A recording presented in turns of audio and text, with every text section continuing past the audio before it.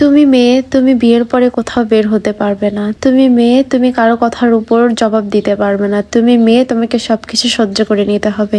আচ্ছা, এই ধরনের নিয়ম কেন?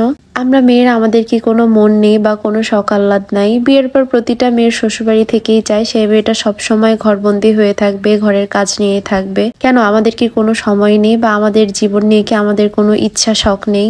আসসালামু আলাইকুম, কেমন আছেন সবাই? ঈদ চলে গেল, কিন্তু আমি এখনো সেইভাবে কোথাও ঘুরতে বের হয়ে নাই। এজন্য সকাল সকাল উঠে আজকে বান্ধবীর সাথে দেখা করার জন্য রেডি হয়ে বের হয়ে পড়লাম।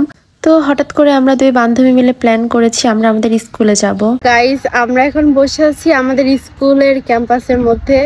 তো অনেকদিন পর এই যে দুইজন মিলে গল্প করতেছি, ছবি টবি তুলতেছি। অনেকদিন পর আজকে স্কুলে এসে অনেক বেশি ভালো লাগতেছে আর ওদের মধ্যে ফটোশুট করতেছি। তোর ফিলিংস কেমন? গাইস, আমার বান্ধবী হচ্ছে বলদ, কথা বলতে পারে না। এখানে আমার বান্ধবী অনেক বেশি রেগে গিয়েছে, কারণ সেই ক্যামেরা দেখলে এত বেশি লজ্জা পায়, কথাই বলতে পারে না। এজন্য আমি তাকে একটু খেপাচ্ছিলাম, যেহেতু অনেক দিন পর সেই প্রাণপ্রিয় জায়গায় স্কুল ক্যাম্পাসে আসছি। আর সেই আগের ক্যান্টিন থেকে সেই আগের সিঙ্গারা, সমোচা এগুলো অনেক বেশি মিস করতাম। এই জন্য আমরা ভাবলাম আগে গিয়ে খেয়ে আসি, এজন্য চলে আসলাম আমাদের স্কুল ক্যান্টিনে। তবে আগের মতো স্বাদ কোনো কিছুতেই নাই, তবে আমি সেই আগের স্বাদটাই খুঁজে বেড়ানোর চেষ্টা করতেছিলাম। প্রত্যেকটা জায়গায়, প্রতিটা স্থানে কত শত স্মৃতি রয়ে গেছে, দেখে আসলে অনেক বেশি ভালো লাগতেছিল, আবার অনেক বেশি ইমোশনাল হয়ে যাচ্ছিলাম। মনে হচ্ছিল কেন স্কুল জীবনটা শেষ হয়ে গেল, অনেক বেশি মিস করি। আচ্ছা, আমার মতো আপনারা কে কে স্কুল জীবনটাকে অনেক বেশি মিস করেন? আগে যখন স্কুলে পড়তাম তখন মনে হতো কবে স্কুল শেষ করে কলেজে উঠবো, ভার্সিটিতে উঠবো, আর এখন সেই স্কুল জীবনটাকে আবার ফিরে পাইতে মন চায়, এত বেশি ভালো লাগে। আর আমার স্কুলের চাইতে স্কুলের ক্যাম্পাসটা অনেক বেশি ভালো লাগে। এই যে জায়গাগুলো দেখতেছেন, অনেক বড় এরিয়া জুড়ে আমাদের স্কুলের এরিয়াটা। স্কুলের সামনে যাই নাই, আমি জাস্ট চারপাশটাই ঘুরে ঘুরে দেখতেছিলাম। আর এটা হচ্ছে রাস্তা ছিল, চারপাশে একদম সবুজ প্রকৃতি, ফুলের গাছ সহ আরো অনেক ধরনের অনেক কিছু। নেক্সট আমি শেয়ার করব আমার স্কুলটা কেমন ছিল। স্কুলের সাইডটাতে যাওয়া হয় নাই, জাস্ট ক্যাম্পাসটা ঘুরেছি আর ক্যান্টিনে গিয়েছিলাম। স্কুলটা যেহেতু বন্ধ ছিল এই কারণে আর যাওয়া হয় নাই, তবে ইনশাল্লাহ নেক্সট আমি আমার স্কুলে গিয়ে আপনাদের সাথে ব্লগ অবশ্যই শেয়ার করব। আসলে একটা কথা কি জানেন, মানুষের ভালো কাজ, ভালো সময়, ভালো কিছু দেখার জন্য একটা পারিবারিক শিক্ষা লাগে, যেটা আমাদের সবার মধ্যে নাই, বা ওই মনটা আমাদের সবার মধ্যে নাই।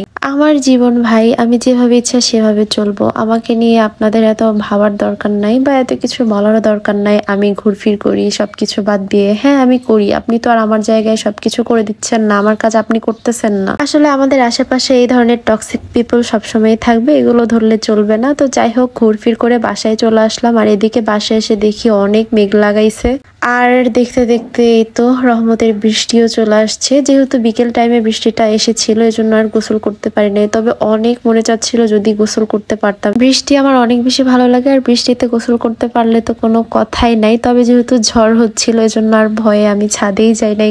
আর এই ওয়েদারে যদি চা, কফি বা খিচুড়ি না হয় তাহলে তো একদমই জমে না, তাই না?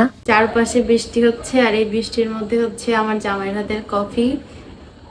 এর যে আর ভালো কি হতে পারে, তো খেয়ে দেখি। যেহেতু ওয়েদারটা অনেক বেশি সুন্দর ছিল, এজন্য আমি আমার জামাইয়ের কাছে আবদার করে বসলাম, তুমি গরুর মাংস দিয়ে সুন্দর করে লেটকা খিচুড়ি রান্না করে দাও। তো সে আবার এই রান্নাটা অনেক বেশি ভালো পারে, এজন্য তার উপরে দায়িত্বটা দিয়ে দিলাম। আজকে আমাদের রাতের মেনু হচ্ছে গরুর মাংস দিয়ে লেটকা খিচুড়ি, আর শেফ আমার জামাই। তো সে শ্বশুর বাড়িতে এসে এর আগেও রান্না করছিল, সবাই অনেক বেশি সুনাম করাতে আজকে আবারও রান্না করতেছে। বলো, আজকে কি আগের মতো মজা হবে?